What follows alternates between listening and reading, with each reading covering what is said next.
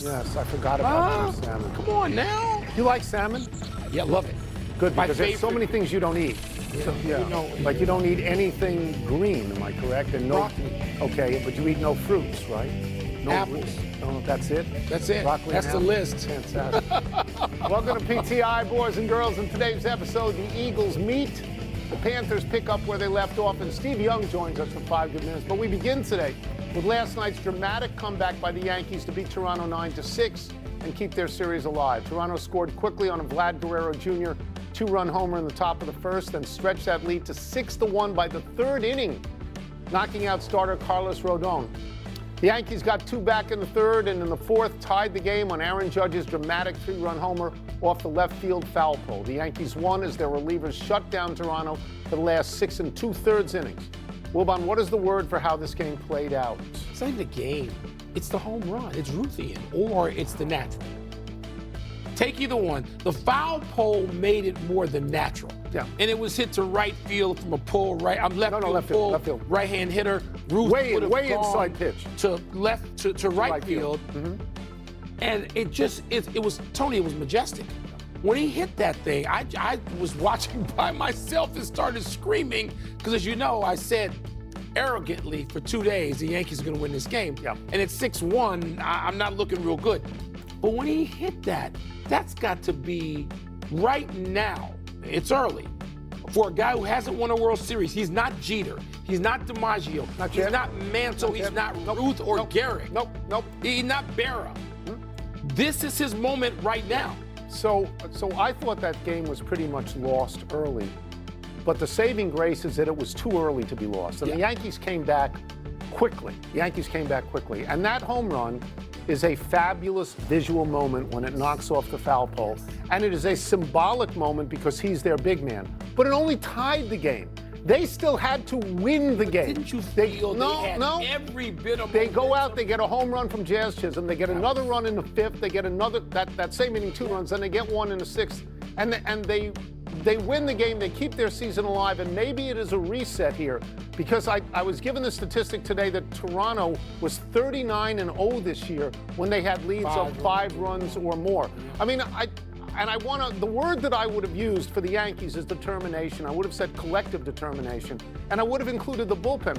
Mike, the bullpen's ERA in the playoffs was 9, was 1 run an inning. Now it's only 6.46, but you shut down a hot team. Do you know by the end of the top of the third last night, the score differential in that series was 29-9. So this is...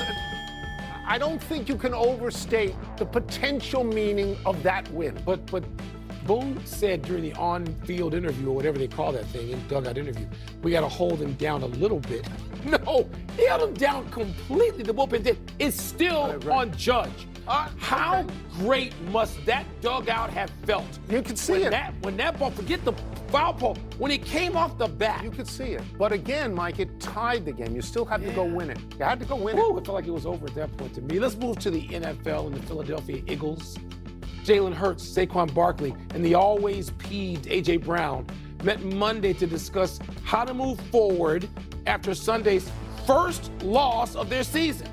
Hurts and Barkley downplayed the meeting and said it was not contentious.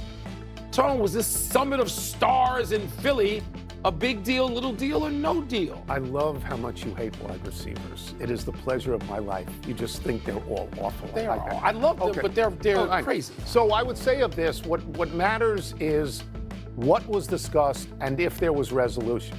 And then it could be a very big deal. I mean, we've been told for a while that A.J. Brown is unhappy about not getting enough passes. And then he goes on social media and posts cryptic messages. And we've been told Saquon Barkley is upset that he doesn't really get the ball anywhere near the way he got the ball last year. And we've been told about Jalen Hurts, he's very conservative as a quarterback out there. So if they come to resolution and they're all happy, it could be a very big deal. Conversely, if it doesn't work out at all, it could go the other way with this team. I took these notes because there are some numbers here.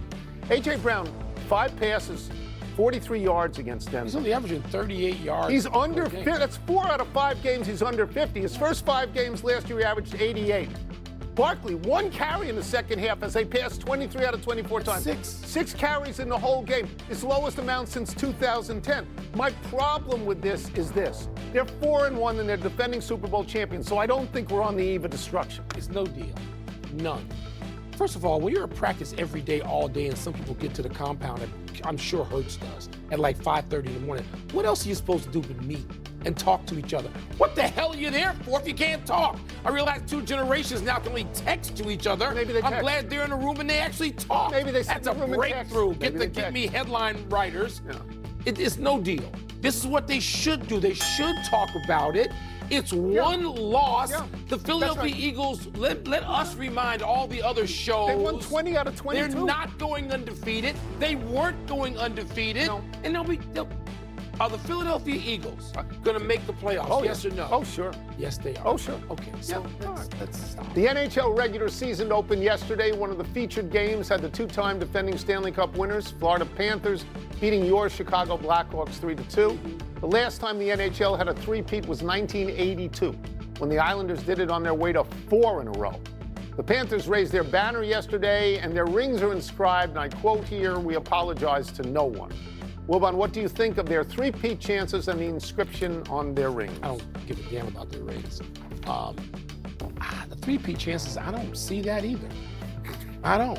I mean, I can think of a couple of teams that came close. A lot of teams won multiple championships. The Penguins have done it. The Kings did it.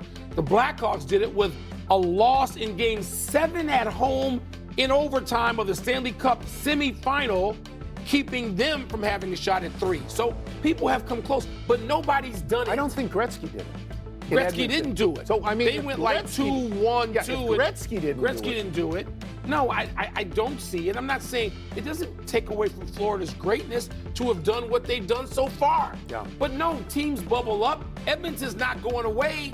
If McDavid and Draisaitl and Gang are healthy, I expect them to sort of catch them and pass them. I'm going to deal with the inscription very, very briefly here. I think it comes from the fact that both Matthew Tkachuk and Sam Bennett said this stuff in the various championship celebrations. It's pretty chesty to put on a ring.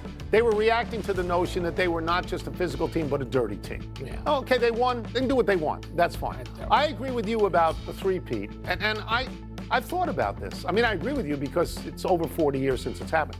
I think it's harder in hockey than in any other sport, and I think so because something in hockey is different in this regard. Small things change everything. The bounce of the puck, the shot that hits the post and doesn't go in. So I thought it was harder. The Lakers did this in 2002. The Yankees did this in 2000. But I was surprised. I had to go back to the Packers in 1967. So for football, for the NFL. Yeah, so I was surprised at that. But I don't like this. There's one other thing about the NHL.